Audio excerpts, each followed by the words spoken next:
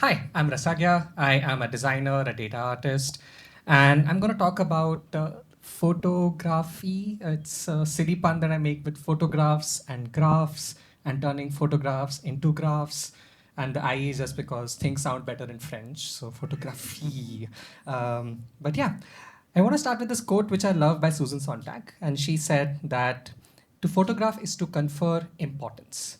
So every time you're taking a camera and taking a photo, you're saying this moment matters. And you choose to take a pause to take a photo. And I felt that when people are viewing the same photos, I would love for them to also take a pause and see the photo, not just scroll through it. And really, photography to me is more than merely taking photos. Imagine a photo of a house which you're about to move in.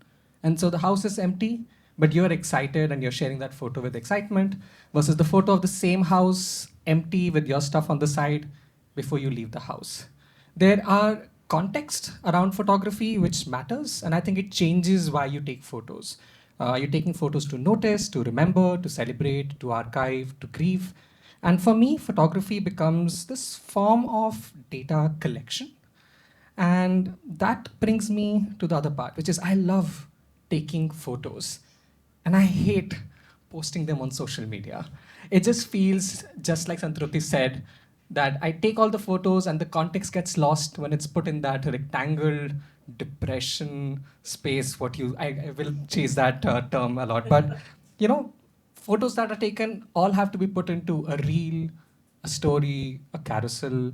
And I kept wondering, what if the form could be coming from the photos itself and not just imposed by a platform, right? So in typical design lingo, how might we move beyond rigid templatized formats?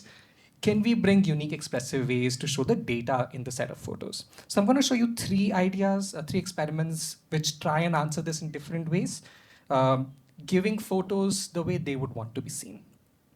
I'm going to start it off with this one. So when I first came to Bangalore, I noticed a lot of houses have staircases outside of them. It was something that was very unique to me. I have not noticed that in any other city. And in a recent Indiranagar walk, I was taking a lot of those photos, and I wanted to say, if I have to share these photos, what is the way I should share them? And so this is what I made. Yeah. So you get a blank canvas and you use your cursor to move around the canvas. And as you move your cursor around, it kind of forms stairs from the photos of the stairs. And I thought that was a fun way to really show these sort of diagonal nature photos, like of diagonal stairs that are all around Indiranagar, right? So it basically looks at the data in the photo, which is essentially, is it going this way or this way?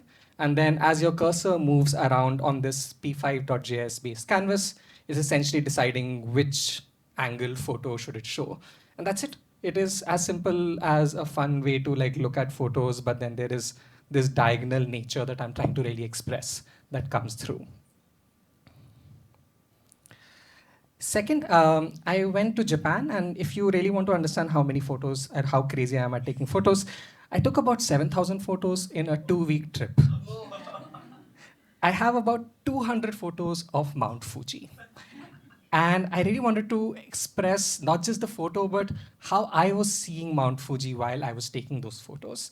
And I don't think any sort of social media platform would do justice to it. So I went back and I picked 26 photos. And if you are familiar with this artist called Hokusai, he painted 36 views of Japan. One of the views is this. Most likely why you know Mount Fuji is because of one of his paintings. And so I took 26 photos of Mount Fuji in a similar homage. And my goal was to try and show you how it felt and where I took these photos. So I made a custom map. It has satellite imagery but faded away like his paintings.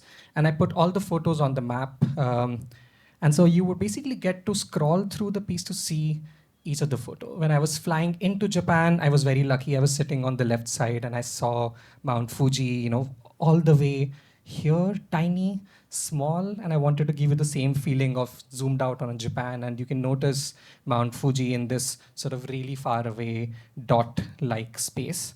And then when I was going from Tokyo to Fujikawa Guchiko, which is a small lake town near Mount Fuji. There was this point when the bus was close to Fuji, and I could start to see like this blurry image of Mount Fuji appear. There was this moment where I could see through the bus, and there was Mount Fuji, and I was getting really excited. So wanted you to feel that sort of excitement. And then by the time I reached Fujikawa Gujiko, it was evening, so I wasn't really seeing the mountain as much as I was kind of seeing it as a shadow. So I wanted to show, some photos from the ryokan, which is a sort of hotel that I was staying at. And then it was really the next day morning when I could feel the majestic mountain next to me. And so I took a few photos around here. I was walking around the lake, so there are some photos from this angle across the maple leaves. And then, a few more photos as I was just walking through the lakes, different viewing spots. Once I had spent my time in Fujikawa Guchiko, I went towards other cities, and then on a Shinkansen train back to Tokyo, I saw Mount Fuji again, and the difference was that it was now filled with snow on the top, right? And I love this photo because Mount Fuji is this timeless being in Japanese culture next to a cemetery that I was able to grab while in a Shinkansen. So that sort of juxtaposition really worked well for me. And that's pretty much where I was ending the trip. And I was very happy about the trip, so I wanted to really feel blessed.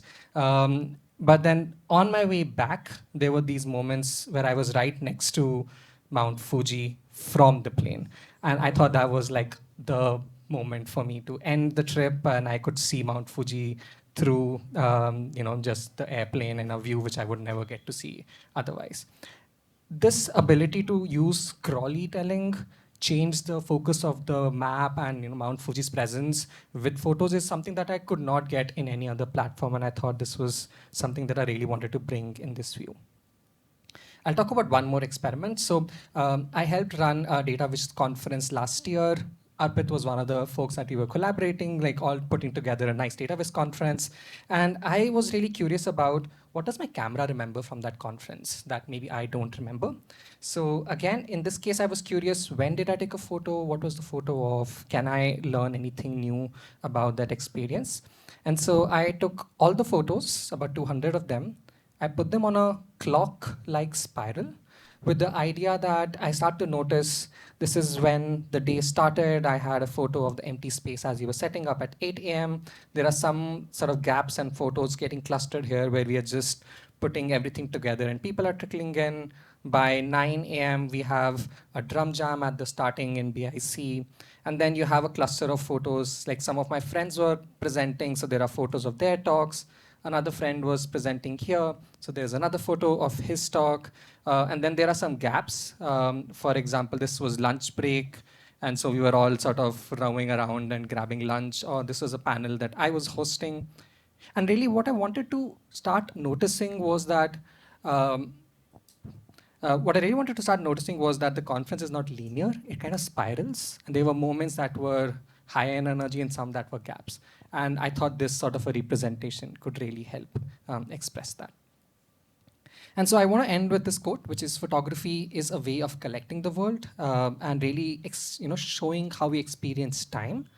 And if any of you are interested in sort of making things like this, I have some references. You can find me in the next break, and I'll be happy to show you, how I've made this. I've used technologies like p5.js, Mapbox, or d3.js, and everything else is very easy because it's my own website, it's my own space, and that's really where I find IndieWeb to really help out. And if you want to see some of these projects, they are on this link or on this QR code, and you can find me on some social medias where you may not see these photos. If you want the photos, come on the website. Thank you.